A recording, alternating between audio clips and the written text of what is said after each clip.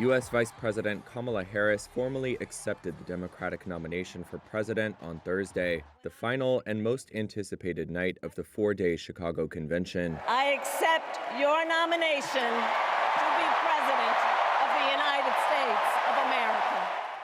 Since Harris emerged as the Democratic candidate after President Joe Biden dropped out, her campaign has broken fundraising records, packed arenas with supporters, and turned opinion polls in some battleground states in Democrats' favor. Nationwide, Harris leads her Republican opponent Donald Trump 46.6% to 43.8%, according to a compilation of polls by 538. But heading into Thursday night, Harris had yet to articulate much of her vision for the country and has faced a slew of personal attacks from Trump, who has called her weak on the foreign stage. Before a packed house, Harris made some of her strongest foreign policy statements to date, vowing not to cozy up to tyrants and dictators, who she said were, quote, rooting for Trump.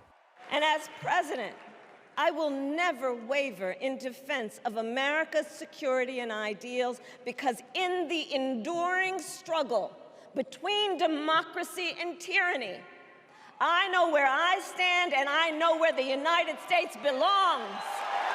Harris also laid out some broad policy principles, announcing tax cuts for the middle class and vowing to fight for reproductive freedom and voting rights. However, her speech was short on details, which she could be pressured to provide in the coming weeks.